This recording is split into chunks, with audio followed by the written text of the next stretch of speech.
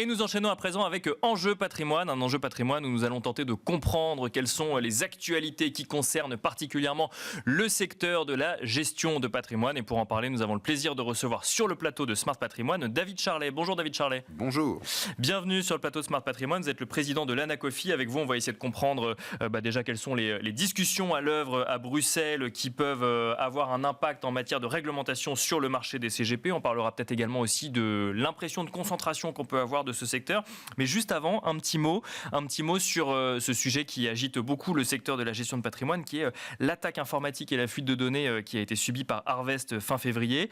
On voit régulièrement des articles dans la presse qui commencent à mentionner certains noms de clients de Harvest qui auraient pu voir des données compromises et potentiellement du coup des données de leurs clients. Est-ce que cette actualité doit inquiéter des cabinets de gestion de patrimoine, David Charlet ? Je pense que ceux que ça doit inquiéter sont déjà inquiets. D'accord. C'est les... Non mais on nous a poussé à la digitalisation, tout le monde, de Bruxelles jusqu'aux autorités nationales. On nous a expliqué qu'il fallait tout digitaliser. Il se trouve qu'il s'est constitué un grand groupe digital en France, qui est Harvest. Il y en a plusieurs autres, mais le plus important, c'est Harvest, qui fournit des outils à plein d'entreprises qui touchent au patrimoine ou à l'épargne. Donc, c'est pas forcément que ce que nous, on appelle les cabinets de gestion de patrimoine. Bien sûr. Et le résultat des courses, c'est que quand ils se font attaquer, ça crée un incident majeur. Et que, évidemment, entre RGPD et un certain nombre d'autres réglementations, vous devez faire attention aux données de vos clients. Vous devez... non seulement c'est un élément de droit, mais enfin, de toute façon, nos clients viennent vers nous pour une idée aussi de confiance et ils nous confient des choses et ils n'ont pas envie que tout le monde le sache. Voilà. Donc oui, bien sûr que c'est quelque chose qui, en dehors des outils qui ne sont plus fonctionnels pendant un moment, ils vont rouvrir petit à petit, crée beaucoup d'inquiétudes. Nous, on essaye d'accompagner nos membres. On leur a mis des kits, de l'info, on envoie des alertes dès qu'on a une nouveauté. Non seulement on la met en ligne, mais on essaie de la traduire en termes de « que devez-vous faire ». D'accord. Mais vous avez des membres qui vous ont appelé très inquiets sur le sujet ? Oui, évidemment. Oui, on est en train de parler d'une entreprise qui fournit des solutions à des milliers d'entreprises. Et il se trouve que nous, on a 7600 des entreprises dans cet écosystème. Donc, on a un peu tout.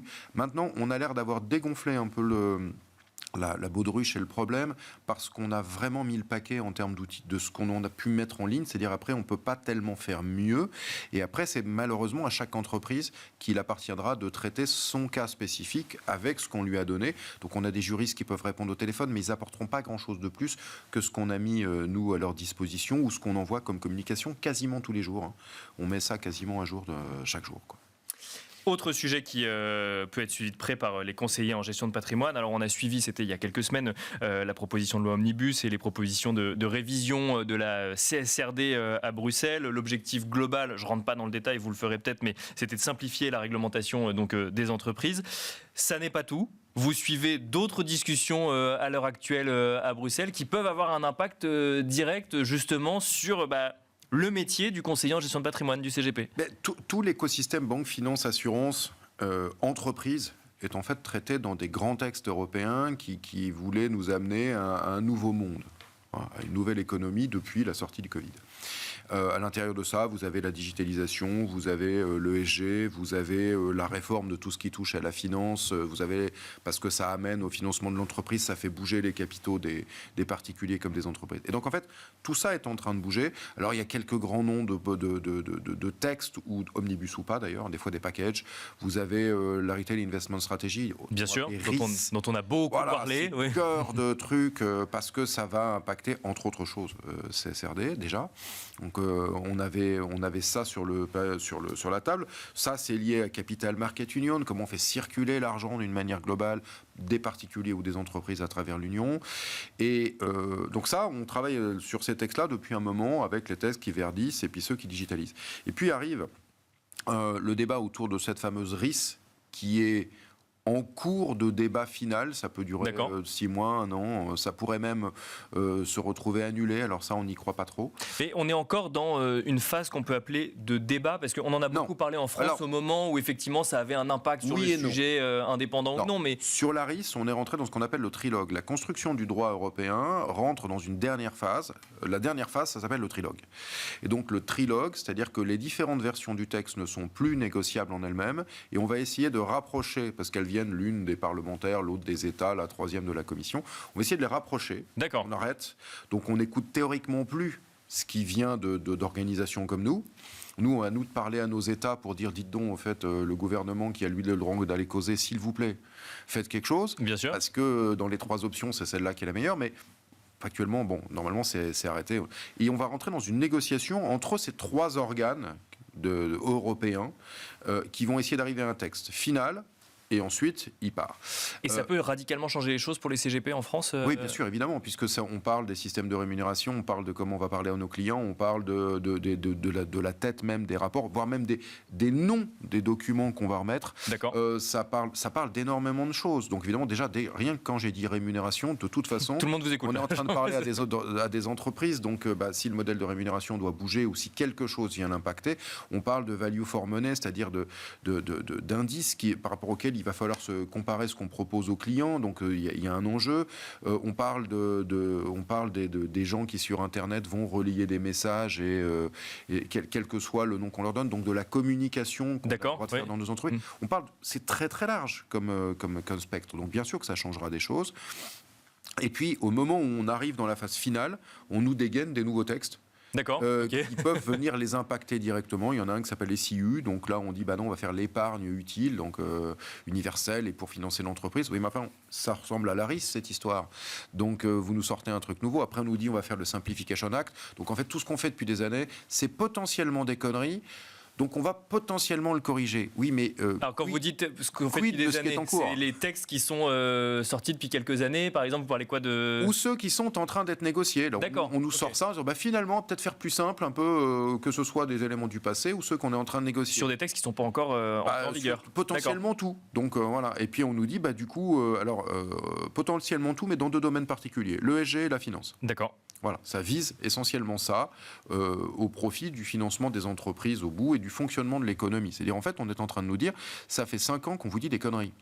Pardon, mais il faut le dire à un moment. Ça fait 5 ans qu'on fait ça, mais finalement, au regard de ce que font les autres continents, les autres États, ben, on a peut-être un problème. Bon, ben, il était peut-être temps de s'en rendre compte parce que... Et donc, par contre, c'est juste... ça émerge, c'est-à-dire qu'on n'a pas encore le résultat final. Vous parliez de CSRD, très bien, mais est-ce que ça va avoir un impact justement sur cette négociation finale de la RIS ? C'est une vraie question.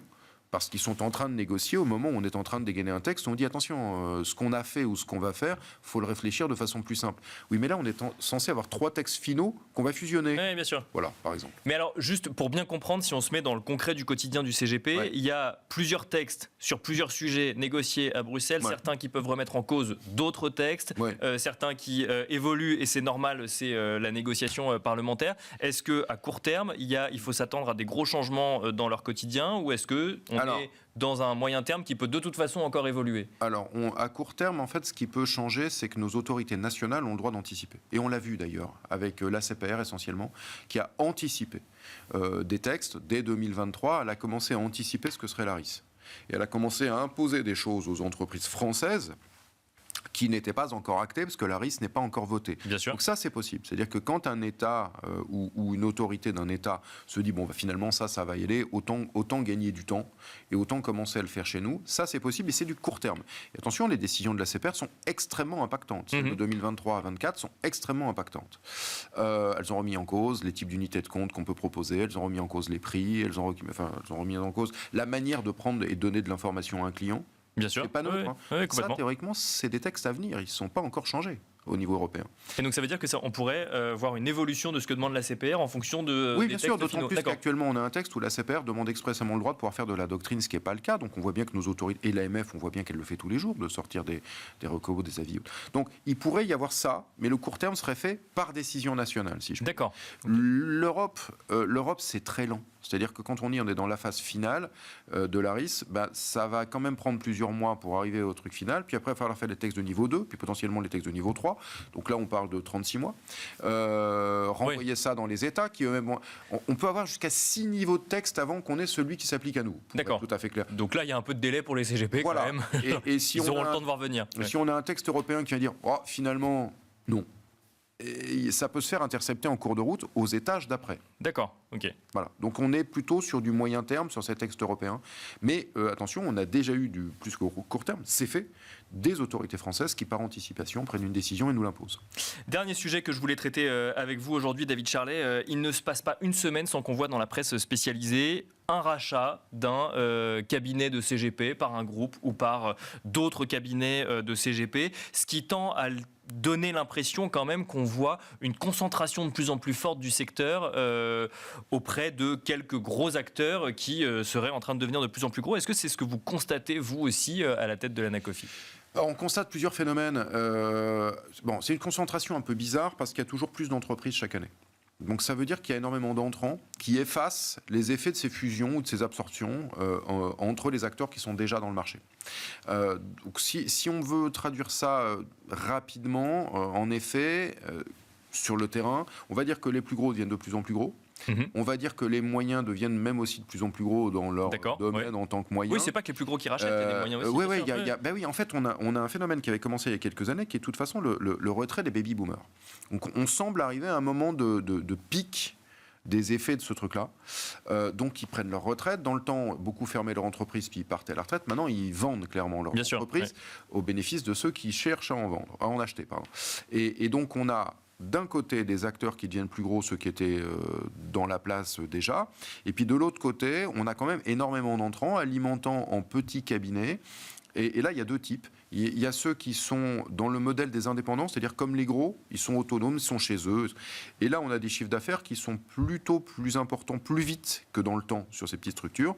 Et on a tous ceux qui sont à l'intérieur des groupements et des réseaux qui se multiplient, ce qui fait que ce qui va certainement être une réalité assez vite, c'est que ceux qui sont dans des groupements ou réseaux vont être plus nombreux que ce que l'on a que les autres en réalité, mais avec quand même des chiffres d'affaires pour ceux qui sont dans les groupements qui sont plus petits, mais la maison mère qui du coup est un géant.